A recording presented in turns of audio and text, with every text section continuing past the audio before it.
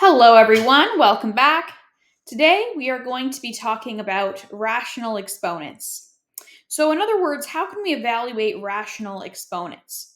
Well, keep in mind that whenever we have a rational exponent, also known as a fractional exponent, that means that the denominator represents the root and the numerator represents the power we're taking it to.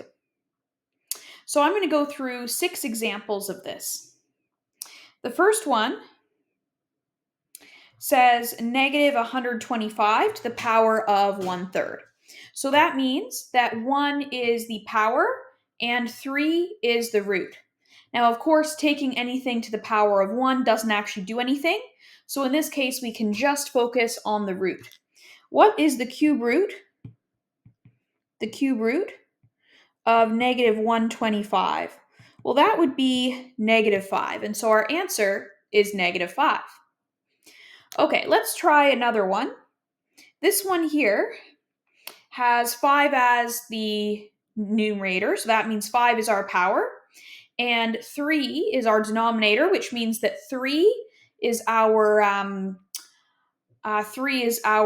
root, right? So it's the cube root once again,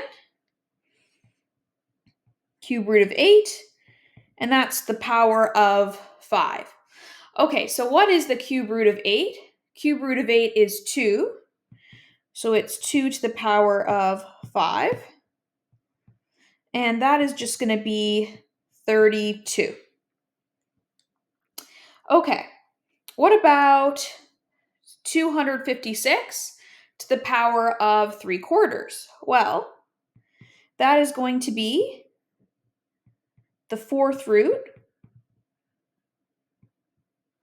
of 256 to the power of 3. So what is the quarter root of 256? Well, we know that the square root would be 16. So the quarter root is the square root of the square root. So square root of 16 is 4. So therefore, it's 4. So the quarter root of 256 is 4. And 4 to the power of 3 is 64. So our answer would be 64. Okay, what about for D? 27 to the power of 4/3. So for this one, we're going to take the cube root of 27 and take that to the power of 4. So when we take the cube root of 27, we get 3.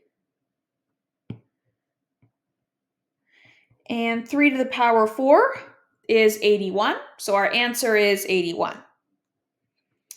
All right, for this next one for E, 625 to the power of 1/4. Now again, because 1 is the numerator, that means 1 is the power. And taking something to the power of 1 just gives you the same thing back. So we can ignore that.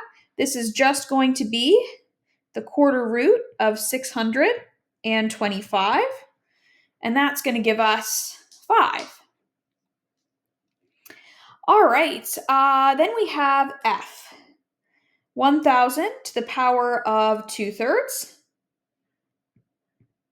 So we're going to take the cube root of 1,000 and we're going to square it. So what's cube root of 1,000? Well, that'd be 10. And 10 squared is 100, making 100 our final answer. All right, feel free to leave any questions you might have in the comments, and we'll see you for the next one.